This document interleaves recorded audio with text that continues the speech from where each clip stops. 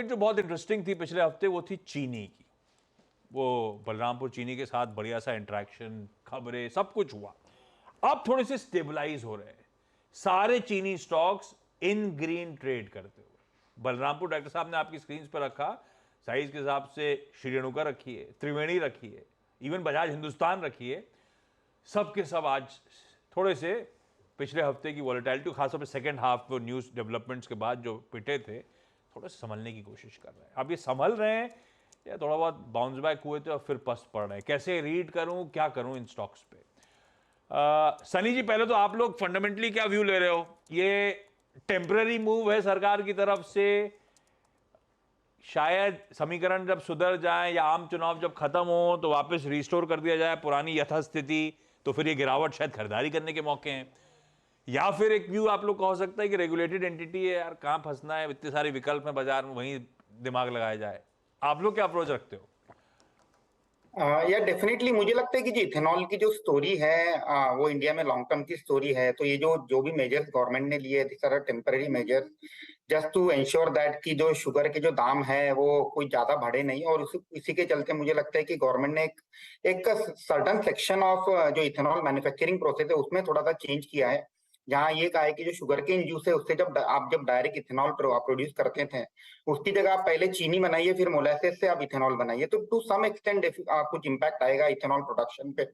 But मुझे नहीं लगता है कि ये कोई बहुत लॉन्ग टर्म मेजर है, क्योंकि गवर्नमेंट का जिस तरह से कमिटमेंट है इथेनॉल ब्लेंडिंग को लेके विथ पेट्रोल, उसमें एक कंटिन्यूटी रही है। और मुझे लगता है कि that programme is not going to hurt और कोई बहुत बड़ा स्टेप नहीं रहेगा। हालांकि ठीक है, नेक्स्ट ईयर के अर्निंग्स हल्के फुल्के डाउनग्रेड होंगे, बट वो स्टॉक प्राइस में ऑलरेडी कैप्चर हो चुके हैं। तो थोड़ा सा जो व्यू है यहाँ पर थोड़ा सा लंबा लेना होगा शुगर कंपनीज पे। और जो बेहतर कंपनीज है जिनकी बैलेंस शीट ठीक है, जैसे बलरामपुर हो गया, त्रिवेणी हो गया, धामपुर हो गया, जिनमें इथेनॉल की कैपेसिटी भी आ रही है, बैलेंस शीट ठीक है। बलरामपुर में तो टाइम एंड अगेन हमने बायबैक भी देखे हैं।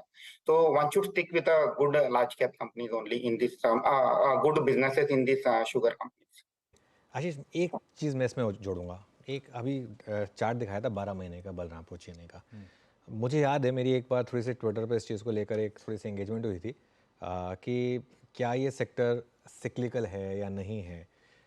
देखिए, 12 महीने में इसने कुछ पैसा नहीं बना के दिया जिसमें मार्केट इतना भाग चुका है। मैं एक चीज़ कहूँगा इसमें, जब लोग ये कहना शुरू कर देना कि अब वो गवर्नमेंट रिस्क खत्म हो गया, तो मैं कॉशियस हो जाता हूँ। लेकिन अब ये उस रिस्क को प्राइस इन कर रहा है। अब इसमें मैं एक चीज़ और जोड़ रहा हूँ, यहाँ से लेकर अगले 3 महीने के बीच में अगर आप एक ट्रेडर हैं तो भले इसको छोड़ दीजिए, क्योंकि यहाँ पैसा नहीं बन रहा, क्यों ज़बरदस्ती अपना कैपिटल फंसाना है आपको। आपने देखा ऑयल मार्केटिंग कंपनीज में कैसे इलेक्शन से पहले 3 महीने बड़ी अंडर परफॉर्मेंस रही और उसके तुरंत बाद इतनी बड़ी तेजी है। ये जो है ना, ये और गवर्नमेंट का प्लान है कि एथेनॉल ब्लेंडिंग करनी है और एक पर्टिकुलर टारगेट पे आना है। लेकिन गवर्नमेंट की सबसे पहली प्रायोरिटी, और हर देश में हर गवर्नमेंट की पहली प्रायोरिटी होती है अगला इलेक्शन जीतना। बाकी ये सब भूल जाइए। ये मतलब इसमें कुछ नया नहीं है और उसमें कोई बुराई भी नहीं है भाई। हमारा प्रायोरिटी क्या होती है? सबसे अच्छा शो। तो पॉलिटिकल पार्टी की पहली प्रायोरिटी होती है कि अगला इलेक्शन जीतो, उसके बाद हम देखेंगे। तो ये आपको एक मौका प्रोवाइड करेगा। एक अगर आप एक इन्वेस्टर हैं तो अगले 2.5 से 3 महीने के बीच में आपको एक मौका मिलेगा, और मुझे लग रहा है उसके बाद इसमें एक बड़ी रैली आएगी। तो इसके 2 तरीके हैं, या तो आप SIP कर लें अगले 3-4 महीने, या फिर आप वेट करें कि जब और 3-4 महीने के बाद ही मैं लूँगा, तब तक अगर चल गया स्टॉक तो बैड लक, नहीं चला तो आपको अच्छा मौका मिलेगा लेने का। लेकिन इलेक्शन के बाद ये रिवर्स भी होगा और ये मेरे ख्याल से सेक्टर चलेगा भी उसके बाद। सबसे स्ट्रॉन्गर बैलेंस शीट पे फोकस करो, ये सनी साहब कह भी रहे थे। बलरामपुर चीनी में BSE पे मेरे ख्याल से ऑलमोस्ट 485 के हाईज, वहां से एक तरफा मूव, अब स्टेबलाइज हो रहा है, वॉल्यूम एक्शन अच्छा है। मानस, ठीक है, हो सकता है भाव में सारा पेन रिफ्लेक्ट हो रहा है और मैं तैयार हूं थोड़ी सी वॉलेटिलिटी झेलने के लिए। पोजिशनली अगर प्ले करना है तो एक्युमुलेशन का जोन आ गया क्या?